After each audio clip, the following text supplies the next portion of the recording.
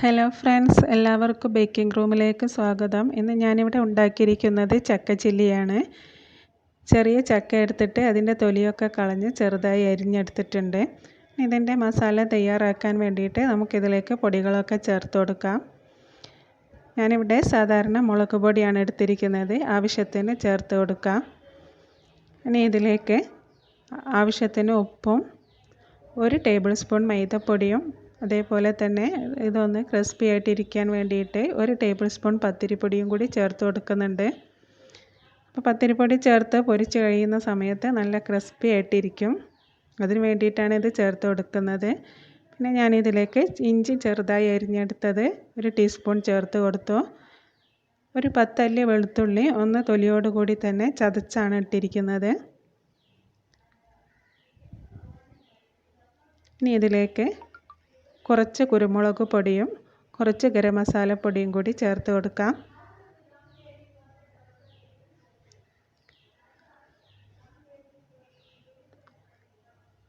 ആവശ്യത്തിനുള്ള മഞ്ഞൾപ്പൊടിയും കൂടി ചേർത്ത് നന്നായിട്ടൊന്ന് കുഴച്ച് കൊടുക്കാം. ആദ്യം ഇത് ഇങ്ങനെ തന്നെ ഒന്ന് മിക്സ് ചെയ്തെടുത്തതിന് ശേഷം കുറച്ച് വെള്ളം കുടഞ്ഞു കൊടുത്തിട്ട് കുഴച്ചെടുക്കണം. ആദ്യം തന്നെ ഒരുപാട് വെള്ളം ചേർത്ത് കുഴക്കരുത്. പാകം നോക്കിയിട്ട് കുറേശ്ശെ ആയിട്ട് വെള്ളം ചേർത്ത് കുഴച്ച് കൊടുക്കാം. ഒരുപാട് ലൂസാക്കിയൊന്നും വെള്ളം ചേർക്കേണ്ട ആവശ്യമില്ല. പിന്നെ അതേപോലെ തന്നെ ഈ ചക്കയിൽ നിന്ന് വെള്ളമൊന്നും ഇറങ്ങില്ല. അപ്പോൾ അതിനുള്ള പാകത്തിനുള്ള വെള്ളം ചേർത്ത് കുഴച്ചെടുക്കാം.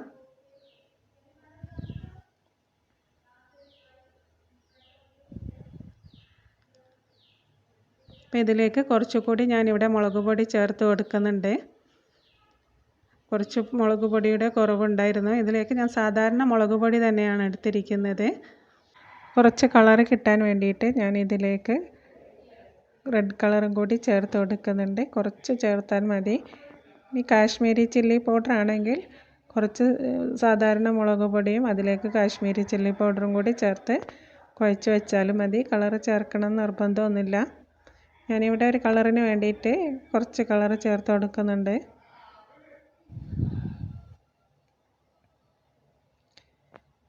എൻ്റെ വീഡിയോസ് ഇഷ്ടമായാൽ ലൈക്ക് ചെയ്യാനും ഷെയർ ചെയ്യാനും മറക്കരുത്. ഇനി സബ്സ്ക്രൈബ് ചെയ്യാത്തവരാണെങ്കിൽ ഒന്ന് സബ്സ്ക്രൈബ് ചെയ്ത് കൂടെ കുഞ്ഞ് ബെല്ലൈക്കൺ അടിക്കുകയാണെങ്കിൽ ഞാനിടുന്ന വീഡിയോസിൻ്റെ നോട്ടിഫിക്കേഷൻസൊക്കെ ലഭിക്കുന്നതായിരിക്കും. ഇനി ഞാൻ ഇതിലേക്ക് കുറച്ച് മല്ലിച്ചപ്പും കറിവേപ്പിലയും കൂടി ചെറുതായി അരിഞ്ഞെടുത്തതും കൂടി ചേർത്ത് കൊടുക്കുന്നുണ്ട്. ഇതിലേക്ക് ഒരു പകുതി ചെറുനാരങ്ങയുടെ നീരും കൂടി ചേർത്ത് കൊടുക്കുന്നുണ്ട്. ഈ ചക്ക വറുക്കുന്ന സമയത്ത് ഇതിന് ഒരു ചമർപ്പ് ടേസ്റ്റാണ് ഉണ്ടാവുക. അപ്പോൾ നമ്മൾ ഇതിലേക്ക് ചെറുനാരങ്ങയുടെ നീരും കൂടി പിഴിഞ്ഞ് കൊടുത്തു കഴിഞ്ഞാൽ നല്ലൊരു ടേസ്റ്റ് ആയിരിക്കും. പിന്നെ ഇതിലേക്ക് നമ്മൾ വെളുത്തുള്ളിയും ഇഞ്ചിയും ഒക്കെ ചേർത്ത് കൊടുത്തില്ലേ, അപ്പോൾ അതിൻ്റെയൊക്കെ ഫ്ലേവറും കൂടി കൂടിയിട്ട് നല്ല ടേസ്റ്റാണ് ഇത് കഴിക്കാൻ വേണ്ടിയിട്ട്.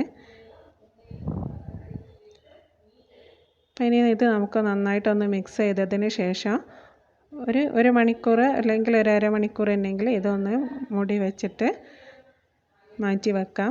അപ്പോഴാണ് ഈ ചക്കയിലേക്ക് ഇതിൻ്റെ ടേസ്റ്റൊക്കെ ഒന്ന് ഇറങ്ങുക.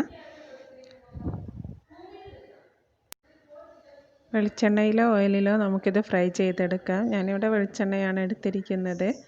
ഈ ചക്കയുടെ വീഡിയോസ് എടുത്ത് വെച്ചിട്ട് ഇപ്പോൾ 2-3 മാസം കഴിഞ്ഞു. എനിക്ക് അസുഖമായത് കാരണം ഞാനിതുവരെ വീഡിയോസ് ഒന്നും ഇട്ടിട്ടില്ല. അപ്പോൾ നിങ്ങളെൻ്റെ വീഡിയോസിനെ ഒന്ന് സപ്പോർട്ട് ചെയ്യുക, ലൈക്ക് ചെയ്യുക, ഷെയർ ചെയ്യുക. അപ്പോൾ ഇനിയും തുടർന്ന് വീഡിയോ ഇടാനാവുമെന്ന് വിചാരിക്കുന്നു. അപ്പോൾ നിങ്ങൾ ഇതുപോലെ ഒന്ന് ഉണ്ടാക്കി നോക്കുക. കഴിക്കാൻ നല്ല ടേസ്റ്റ് ആയിരിക്കും. ഇപ്പോൾ ചക്കൻ്റെ സീസണൊക്കെ കഴിഞ്ഞത് കാരണം ചക്ക കിട്ടാനുണ്ടാവില്ല.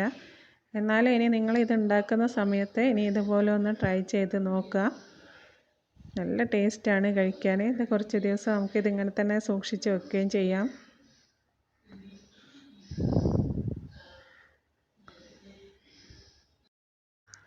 ബാക്കിയുള്ളതും കൂടി ഫ്രൈ ചെയ്തെടുക്കാം.